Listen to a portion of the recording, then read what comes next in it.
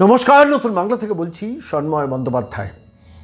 গতকাল যখন ওই বিকাশ ভবনের সামনে শিক্ষিত মাস্টার ডিগ্রি ফার্স্ট ক্লাস পাওয়া ছেলেমেয়েগুলোকে শিক্ষক হওয়ার স্বপ্ন নিয়ে বিভোর হওয়া যারা পরীক্ষা দিয়েছিলেন 11-12 শিক্ষক হওয়ার জন্য, MSc, MCom, MA pass, highly qualified first class পাওয়া ছেলে, এবং কি পরীক্ষায় 60 লিখিত পরীক্ষায় 60 তারা পেয়েছেন, অ্যাকাডেমিক্সের জন্য তারা 10-এ 10 পাচ্ছেন, 70 পেয়েও শেষ পর্যন্ত পরীক্ষায় ডাক পাননি ইন্টারভিউয়ের জন্য। ফলত তাদের আন্দোলন আছড়ে পড়েছিল এবং তাদের চ্যাংদোলা করে করে কুখ্যাত অনিশ সরকারের বাহিনী, বিধাননগর পুলিশ কমিশনারের বাহিনী তাদের প্রেজেন্ট ভ্যানে নিক্ষেপ করছিল। এই দুর্ভাগ্যজনক ঘটনার প্রেক্ষিতে দাঁড়িয়ে আমরা গতকাল একটু ফ্ল্যাশব্যাকে চলে গিয়েছিলাম 2022 সাল।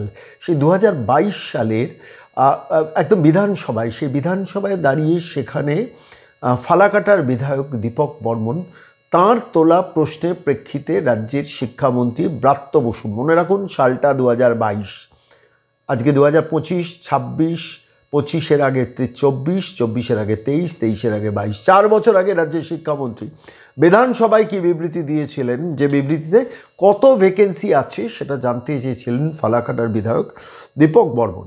আমি আজকে সেখান থেকে আপনাদের কোট করে দিচ্ছি, যেখানে দাঁড়িয়ে ব্রাত্য বসু বলছেন, আমি বলছি না, ব্রাত্য বসু শিক্ষামন্ত্রী বলছিলেন, প্রাথমিকে 1,90,085টা পদ ভ্যাকেন্ট, 1,90,085টা পদ ভ্যাকেন্ট প্রাইমারিতে, মাধ্যমিকে 1,39,295, মাধ্যমিকে 1,39,295, আমি বলছি না, একদম বিধানসভার রেকর্ডে ব্রাত্য বসু এটা বলছেন, অন্তত মিডিয়াতে সেই রিপোর্টটা বেরিয়েছে।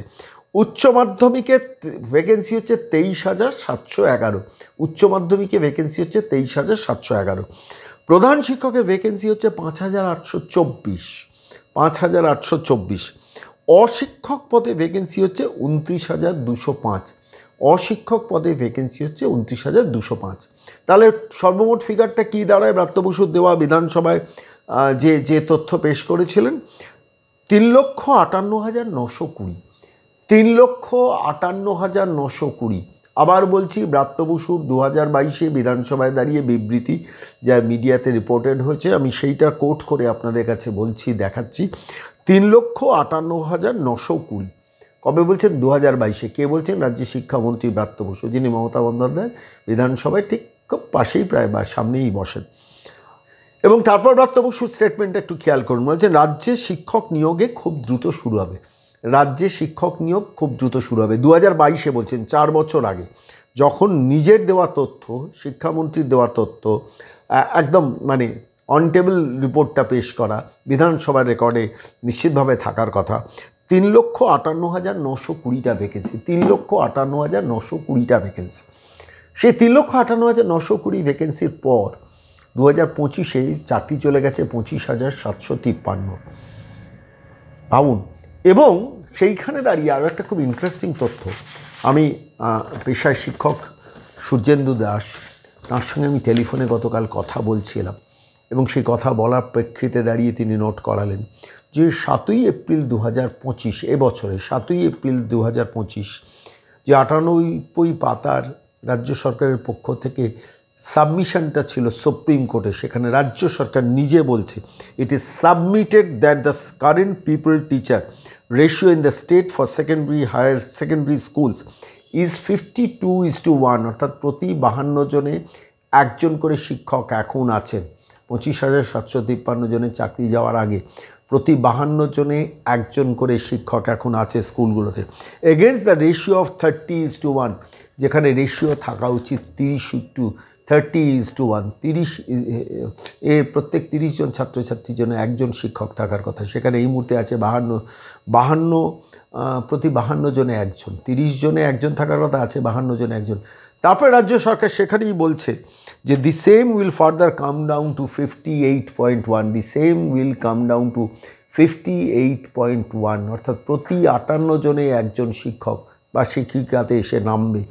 25,753 জনের চাকরি যদি সত্যি চলে যায়, তাই তো অবস্থা এখন, অর্থাৎ প্রতি 58 জনে একজন শিক্ষক থাকা উচিত, 30 জনে একজন শিক্ষক, তাহলে ভ্যাকেন্সি কত থাকার কথা? ব্রাত্য বসু যে তথ্যটা বিধানসভায় দিয়েছেন, যে আমি যেটা নিয়ে আপনাদের কাছে এতক্ষণ বলছিলাম 3,58,920, এই মুহূর্তে দাঁড়িয়ে তো রাজ্য সরকারের 2 লক্ষ রিক্রুটমেন্ট এক্ষুনি করা উচিত, এক্ষুনি করার স্কোপ আছে। নিজের হাসি মুখের বিজ্ঞাপন দিয়ে বর্তমান, এই সময়, আজকাল, প্রতিদিন, নিউজ 18, জি24 ঘন্টা, এবিপি, আনন্দবাজার গ্রুপ, আনন্দবাজারের পোর্টালে কোটি কোটি টাকা রাজ্য সরকারকে খরচা করতে হবে, আর আলটিমেটলি শিক্ষক রিক্রুটমেন্ট হবে না। আর তারপর যেখানে 2,29,000 যারা শিক্ষক শিক্ষিকা যারা পরীক্ষা দিয়েছিলেন এবারে 11-12-এ, প্রত্যেকের কাছ থেকেই রাজ্য সরকার 500 টাকা করে নিয়েছে। কত কোটি টাকা এই সরকার তুলেছে। আর তারপর 20,500 জনের তালিকা ঝুলিয়েছে। আমি তালিকা দেখছিলাম যে 20,500 জনকে কল লেটার দিয়েছেন এবং তার মধ্যে রিক্রুটমেন্ট হবে 12,000। আমি বলছি কোথায় থামবে এই প্রতারক সরকার? 20,500-র মধ্যে নেওয়া হবে 12,000 মতো। আবার তারপরে কাট অফ মার্কস থেকে 75-75 উঠে গেছে শুনছিলাম, যে যিনি 60 পেয়েছেন, 10 একাডেমিক্সে পেয়েছেন, 70 পেয়েও তিনি ইন্টারভিউয়ে ডাক পাচ্ছেন না। আর তারপরে যে 20,500কে ডেকেছেন তার মধ্যে অনেক দাগই ঢুকে আছে, তার মধ্যে আবার পরীক্ষার প্রশ্নপত্রও ভুল লেগেছে। মানে একটা সরকার কত ছলে বলে কৌশলে, কত স্টাইলে প্রতারণা করে, এটা এই 11-12-এর এই রেজাল্ট বেরোনোর পর মনে হচ্ছে।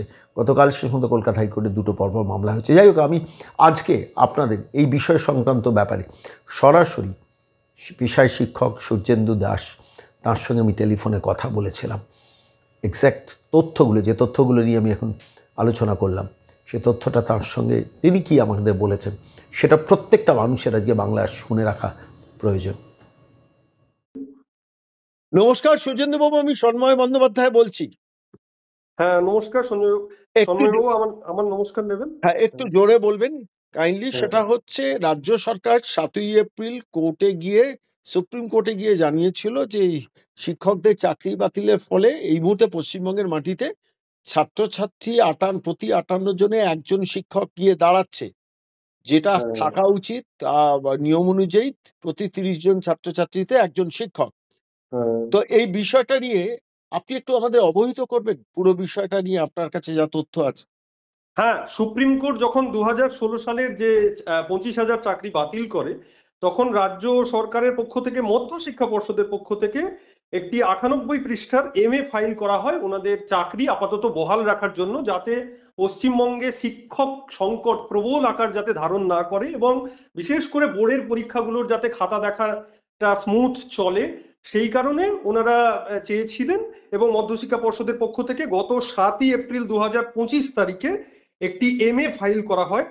সেই 98 পাতার MA ফাইলের আমরা যদি 7ম পৃষ্ঠায় আসি, সেখানে বি সেকশনে বলা হচ্ছে যে বর্তমানে শিক্ষক ছাত্র অনুপাত মাধ্যমিক এবং উচ্চ মাধ্যমিক স্তরে দাঁড়াচ্ছে 52:1। এবার এই যখন 25,000 চাকরি বাতিল হলো, তখন ওই রেশিও, ওই অনুপাতটা গিয়ে দাঁড়াচ্ছে 58:1। 58 জন ছাত্রপিতু মাত্র একজন শিক্ষক, যেখানে ছাত্র শিক্ষক অনুপাত রাইট টু এডুকেশন অনুসারে, বিধিবদ্ধ নিয়ম অনুসারে 30 জনের জন্য 30 জন ছাত্রপিছু একজন শিক্ষকের থাকার কথা, সেখানে প্রায় দ্বিগুণ, অর্থাৎ 58:1 সেটা গিয়ে দাঁড়াচ্ছে। এবং এই তথ্যের সাথে আমি একটু পিছিয়ে যাচ্ছি, সেটা হচ্ছে যে 2022 সালে আমি পিছিয়ে যাচ্ছি। ফালাকাটার 2022 সালের মার্চ মাসে বিধানসভায় ফালাকাটার বিধায়ক, বিজেপি বিধায়ক দীপক বর্মন জিজ্ঞেস করলেন যে এই মুহূর্তে প্রাথমিক থেকে উচ্চ মাধ্যমিক পর্যন্ত ভ্যাকেন্সির শিক্ষক শূন্যপদ কত। তখন মাননীয় মন্ত্রী ব্রাত্য বসু বিধানসভায় জানালেন, আশা করি বিধানসভার কার্যবিবরণী খুঁজলেও পাওয়া যাবে, এবং তারপরের দিন প্রায় সমস্ত সংবাদপত্রে বেরিয়েছিল। সেখানে আমি যদি শুধুমাত্র নবম, দশম এবং একাদশ দ্বাদশ স্তরের শিক্ষক শূন্যপদ দেখি, সেটা দাঁড়াচ্ছে, যেমন নবম দশম স্তরে 1,39,295টি শূন্যপদ, 11-12-এ দাঁড়াচ্ছে 23,711। অর্থাৎ এটা হিসেব করলে মোটামুটি 1,62,000 মতো হচ্ছে। কিন্তু দুর্ভাগ্য, এবং এটা এই বিষয়টাও আরো খেয়াল করতে হবে, এটা 2022 সালে শিক্ষামন্ত্রীর দেওয়া তথ্য। এটা এটা এখন চলছে 2025 সাল, এবং কোথাও একটা মিলও খুঁজে পাওয়া যাচ্ছে। কেননা রাজ্য সরকার যখন 7 এপ্রিল 2025-এ সুপ্রিম কোর্টকে জানাচ্ছে যে 58:1 এই 2016 সালের ভ্যাকেন্সি, 2016 সালের নিয়োগ বাতিল হলে সেই 58:1 ভ্যাকেন্সি গিয়ে দাঁড়াবে। সুতরাং সেই তথ্যের সাথে কিন্তু এই তথ্য খানিক একটা মিল কোথাও যেন খুঁজে পাওয়া যাচ্ছে। কেননা 58:1 এবং যেখানে 2022 সাল পর্যন্ত মাধ্যমিক, উচ্চ মাধ্যমিক এবং নবম দশম এবং একাদশ দ্বাদশ স্তরে 1,62,000 শূন্য পদ। কিন্তু দুর্ভাগ্যের ব্যাপার হচ্ছে 2025 সালে এসেও 1,62,000, 2022 সালের দেওয়া তথ্য, তার 62,000 শিক্ষকও নিয়োগ হচ্ছে না, 35,000 শিক্ষক নিয়োগ হচ্ছে। যার ফলে একটা অভূতপূর্ব, একটা তো 10 নম্বর দেওয়ার ব্যাপার আছে, কিন্তু তার থেকেও একটা অভূতপূর্ব পরিস্থিতি তৈরি হচ্ছে। সেখানে দেখা যাচ্ছে যে বেশ কিছু সাবজেক্টে পশ্চিমবঙ্গের বেকার ছাত্রছাত্রীরা, যারা 9 বছর ধরে একটা এসএসসি পরীক্ষার জন্য অপেক্ষা করেছেন, 70-এ 70 পেয়েও তারা না, চাকরি তো দূর, ইন্টারভিউতেই ডাক পাচ্ছেন না। তাহলে সেই বেকার আর কিভাবে 70-এ 77 পাওয়া সম্ভব, একটু বলবেন কি করে তারা পাবেন? এছাড়া আরেকটি তথ্য দিতে চাই, সেটা হচ্ছে যে এসএসসি পরীক্ষার পর পর ব্রাত্যবাবুকে পাশে নিয়েই সে মুখ্যমন্ত্রী একাধিকবার বলেছেন, এত ভ্যাকেন্সির কথা বলেননি, বলেছেন বারবার যে ব্রাত্য, আমাদের তো আরো 21,000 ভ্যাকেন্সি আছে। এটা বার দুয়েক কিন্তু উনি বলেছেন। হুম হুম হুম মানে এখন তো দাঁড়াচ্ছে সৌজন্যবাবু, যা মানে অবশিষ্ট মানে পুরো বিষয়টা সারাংশ দাঁড়াচ্ছে, সেটা হচ্ছে 35,000 চাকরির জন্য নিয়োগ পরীক্ষায় 5.5 লক্ষর উপর পরীক্ষার্থী পরীক্ষায় বসছিল, এক। দ্বিতীয়ত হচ্ছে সেখানে রিক্রুটমেন্ট 35,000। এবার যিনি আমি দেখছিলাম আজকে সল্টলেকের যারা প্রতিবাদে নেমেছেন, একজন পরীক্ষার্থী, তিনি 60-এ 60 পেয়েছেন এবং তার একাডেমিক্স যা তাতে 10-এ 10 পেয়েছেন, অর্থাৎ 70 পেয়েও তিনি ডাক পাননি। একদম। এই যে ভয়ানক সিচুয়েশন, এর মধ্যেই লুকিয়ে আছে যাদের কাছ থেকে টাকা নিয়ে চাকরিটা দিয়েছিলেন তাদের চাকরি বাঁচানোর জন্য তাগিদটা লুকিয়ে রয়েছে, এবং সেইখান থেকে অপরাধ সংগঠিত হচ্ছে। অথচ আপনি যে ইনফরমেশনটা দিলেন সে তথ্যগুলো, তো এটা সত্যিই ঘটনা যে প্রায় মানে বিধানসভায় দাঁড়িয়ে ব্রাত্য বসু বলেছিলেন 1,62,000, এই 1,90,000 প্রাইমারিতে ফাঁকা আছে, 1,39,000 মাধ্যমিকে ফাঁকা আছে, 23,000 সামথিং উচ্চ মাধ্যমিকে আছে। এই তথ্যগুলো তো ব্রাত্য বসু শিক্ষামন্ত্রীর দেওয়া। তো তাহলে বিধানসভায় 2022 বিধানসভায় মার্চে। দাঁড়িয়ে যখন মন্ত্রী এই স্টেটমেন্ট দিচ্ছেন, তখন সেই হিসেবে 35,000 সংখ্যাটা ওরা কোথা থেকে তৈরি করছেন, এই প্রশ্নটা আমাকে ভাবিয়েছে। এই সংখ্যাটাই তো অনেক অনেক বেশি হওয়া উচিত।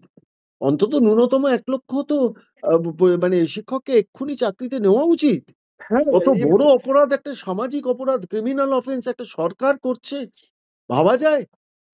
অনেক ধন্যবাদ সৌজন্যবাবু সঙ্গে থাকার জন্য। হ্যাঁ, অনেক ধন্যবাদ। Thank you.